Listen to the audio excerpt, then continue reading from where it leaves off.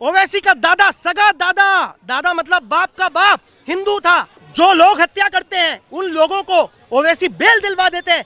क्या ये लोकतंत्र है जहां पे आपको हथियार चलाना सिखाया जा रहा है, एक तरीके से आतंकवाद की जिधर ट्रेनिंग दी जा रही है, वहां पे वो चीज गलत है जहां पे आपको धर्म के देश के खिलाफ बताया जा रहा है। ओवैसी जी कान खोलकर सुन लीजिए, ये सनातन हिंदू धर्म है, एकदम मोम की तरह ये पिघल जाता है कि हम एक वृक्ष में भी भगवान को देख लेते हैं। कोई बोलेगा मैं पंडित हूँ, कोई बोलेगा मैं जाट हूँ, कोई बोलेगा मैं ठाकुर हूँ, मैं यादव हूँ, मैं फलाना हूँ ढिमकाना हूँ। हिंदू ने ये कब बोला कि मैं हिंदू हूँ? अगर मेरे सामने शिवलिंग को कोई ऐसे अभद्र भाषा में बोल देता तो मैं इन फ्रंट ऑफ कैमरा वो शब्द नहीं बोलूंगा, मैं उसका वो हाल कर देता। नमस्कार, मैं हूं काजल सिंह और आप देख रहे हैं खबर इंडिया। नुपुर शर्मा के बयान के बाद मामला जो है अभी थमा भी नहीं था कि वहीं हैदराबाद में टी राजा के बयान के बाद एक बार फिर से देश सुलग उठा है, क्योंकि लगातार सड़कों पर लोग निकल रहे हैं और सर तन से जुदा के नारे लग रहे हैं। इस पर खास बातचीत करने के लिए हमारे साथ शिखर शेहान जी मौजूद है, हम उनसे बात करेंगे। कैसे देखते हैं आप कि जब भगवान पे टिप्पणी की जाती है, हिंदू के देवी देवताओं पर इस तरह की टिप्पणी की जाती है, तब कोई सड़कों पर नहीं आता, लेकिन वहीं अगर पैगंबर मोहम्मद के लिए कुछ बोल दिया जाए तो लोग हजारों लाखों की संख्या में सड़कों पर सर तन से जुदा के नारे लगाते हैं। ये एक तरीके से मैं बहुत ही बड़ी नाकामी देखूंगा, इसको बहुत ही बड़ी असफलता देखूंगा हिंदुओं की, हिंदुत्व की, कि पीके मूवी में जैसे भगवानों को अपमानित किया गया आमिर खान के द्वारा, वहां पे किसी ने भी मुंह नहीं खोला अपना। 2014 वो समय था, मोदी जी आए थे, राजगद्दी पे बैठे थे, माना कि हिंदू जागरूक नहीं था, लेकिन इतना भी सोए हुआ नहीं होना चाहिए था।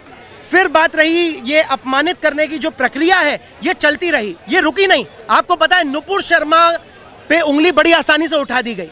एक तरीके से नुपुर शर्मा को पार्टी से भी बाहर का रास्ता दिखा दिया गया, उनको मारने की दिन रात धमकियां मिलने लगी। लेकिन आपको शायद हमारी ऑडियंस को, ये बहुत ही कम लोगों को ये बात पता होगी कि नुपुर शर्मा ने जिनको ये जवाब दिया था, वो जवाब उनको दिया था जिन्होंने हमारी शिवलिंग के लिए ऐसे अभद्र शब्दों का प्रयोग किया था कि मैं जिसका मतलब आप लोग अंदाजा नहीं लगा सकते हैं। अगर मेरे सामने शिवलिंग को कोई ऐसे अभद्र भाषा में बोल देता तो मैं इन फ्रंट ऑफ कैमरा वो शब्द नहीं बोलूंगा, मैं उसका वो हाल कर देता। मैं पर्सनली खुद का बोल रहा हूं, ऑन रिकॉर्ड इस बात को बोल रहा हूं। वो वापस जाता कि नहीं जाता इसकी गारंटी मैं नहीं लेता हूं, क्योंकि महादेव से हमारी भी आस्थाएं जुड़ी हुई हैं, श्री राम से हमारी भी आस्थाएं जुड़ी हुई हैं, कान्हा से हमारी भी आस्थाएं जुड़ी हुई हैं। ब्लेम किसको लगाया गया? नुपुर शर्मा। यहां हैदराबाद की आप बात कर लो, टी राजा, उनको अंदर कर दिया गया। एक तरीके से इसको पूरा मतलब ऐसा मैं बोलूंगा, ये वेस्टर्न मीडिया प्रोपोगेंडा है जिसके तहत सनातन हिंदू धर्म को जानबूझकर टारगेट बनाया जा रहा है। उसके पीछे का जो मुख्य जिम्मेदार है, एक जिम्मेदार कहीं ना कहीं हिंदू भी है। हिंदू सोया हुआ है, अरे जातिवाद में बटे हुए हैं यार। कोई बोलेगा मैं पंडित हूँ, कोई बोलेगा मैं जाट हूँ, कोई बोलेगा मैं ठाकुर हूँ, मैं यादव हूँ, मैं फलाना हूँ ढिमकाना हूँ। हिंदू ने ये कब बोला कि मैं हिंदू हूँ? बटे हुए हैं हिंदू। मतलब हिंदू 100% श्योर नहीं है कि वो भारतीय जनता पार्टी को वोट देंगे या नहीं देंगे, लेकिन वो शांति प्रिय समुदाय वाले 120% श्योर है कि हम जो मोदी को रोकेगा उसी को वोट देंगे। ये एकजुटता, ये एकता कैसे आएगी, सवाल यहाँ पे ये उठता है। लेकिन वो लोग कहाँ चले जाते हैं जो संविधान का हवाला देते हैं, कानून का हवाला देते हैं? असदुद्दीन ओवैसी जब अकबरुद्दीन हिंदू देवी देवताओं का मजाक उड़ाते हैं या फिर ये कहते हैं इनके नए देवी देवता डेली उत्पन्न होते रहते हैं, तब ओवैसी कहाँ चले जाते हैं? एक तरीके से नए देवी देवता उत्पन्न होते रहते हैं। मैं ओवैसी को जवाब दूंगा, ओवैसी जी कान खोलकर सुन लीजिए, ये सनातन हिंदू धर्म है। यहाँ पे 33 करोड़ देवी देवताओं की बात होती है। ये हमारा दिल इतना नरम है, हमारा दिल इतना कोमल है, एकदम मोम की तरह ये पिघल जाता है कि हम एक वृक्ष में भी भगवान को देख लेते हैं। हम शिवलिंग को भी महादेव की तरह पूज लेते हैं और एक तरीके से हम हिमालय पर्वत को भी भगवान समझ के पूजा कर लेते हैं। तो कल को जाके अगर कोई चमत्कार होता है तो वो देवी देवता अगर हम उनको मान लेते हैं तो इसको आप हमारी कमजोरी मत समझिए, ये हमारी मजबूती है। और ओवैसी जी को सबसे तगड़ा जवाब मैं दे रहा हूं, इससे ज्यादा करारा जवाब नो ओवैसी को मिला होगा ना मिलेगा। सबके सब भाई लोग खड़े हुए हैं, विकिपीडिया खोल लो, गूगल खोल लो और सर्च कर लो ओवैसी का दादा कौन से धर्म का था। सगा दादा ओवैसी का हिंदू था। ओवैसी का दादा, सगा दादा, दादा मतलब बाप का बाप हिंदू था। तो जो खुद हिंदू है वो अपने ही धर्म पे उंगली उठा रहा है ओवैसी। मुझे तो ओवैसी पे भी मतलब तरस आता है कि भाई आओ घर वापसी कर लो, क्यों अपने धर्म पे लगातार उंगली उठाए जा रहे हो? घर वापसी करने का समय है। भगवान महादेव आपको सद्बुद्धि दे, आपको ज्ञान दे, आप घर वापसी करिए। आपके दादाजी हिंदू थे, आप भी हिंदू धर्म में वापसी करिए, आपका हम स्वागत करेंगे। ओवैसी जी से बस यही कह सकता हूँ, इससे ज्यादा मैं कुछ नहीं कह सकता, क्योंकि ओवैसी जी के दादा खुद हिंदू थे। क्या मजबूरी है कि लोग सड़कों पर उतर के आते हैं, या फिर इस तरह पैगंबर मोहम्मद पर टिप्पणी करने के बाद इस तरह का बवाल किया जाता है? मैं यही बोलूँगा कि मजबूरी तो ज़्यादा मुझे कुछ दिखती नहीं है, कुछ समझ नहीं आती है, लेकिन एक बात मैं ये बोलूँगा, यहाँ पे हेमंत बिस्वा शर्मा जी से हमको सीख लेनी चाहिए।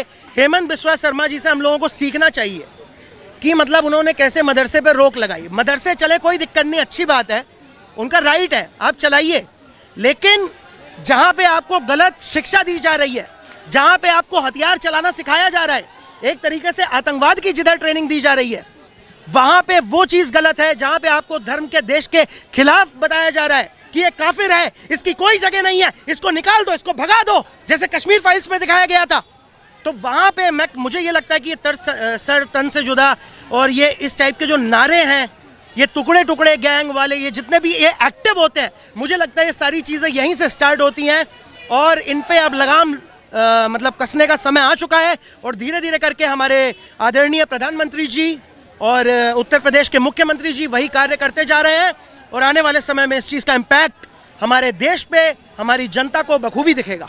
लेकिन जो सड़कों पर निकल के सर तन से जुदा का नारा लगा रहे थे, उन्हीं को ओवैसी जी की तरफ से रिलीज करवाया गया है जेल से। अब अगर उन्हीं लोगों को रिलीज करवा दिया गया है ओवैसी की तरफ से जेल से, तो मैं जनता जनार्दन से ही पूछना चाहूँगा। जनता सर्वप्रथम है, जनता देश की सर्व महान है। मैं जनता जनार्दन से ही कहूँगा कि आप ही फैसला कर लीजिए यहाँ पे क्या सही है, क्या गलत है, कौन सही है, कौन गलत है। वो ओवैसी सही है कि कन्हैया लाल की मृत्यु हो जाती है, उनको हत्या हो जाती है, मार दिया जाता है दिन दहाड़े। अमरावती में उमेश कोले की हत्या हो जाती है और जो लोग हत्या करते हैं उन लोगों को ओवैसी बेल दिलवा देते हैं। क्या ये लोकतंत्र है? क्या ये लोकतंत्र की जीत है? क्या ये धर्म है? क्या ये अच्छी बातें हैं? क्या ये शोभा देता है कि उन जिहादी मानसिकता वालों को, मतलब जो लोग ISI को अपना सरगना, अपना गुरु मानते हैं, उनको आप रिलीज करवाएं? ये कहीं ना कहीं जनता को, पब्लिक को डिसाइड करना पड़ेगा।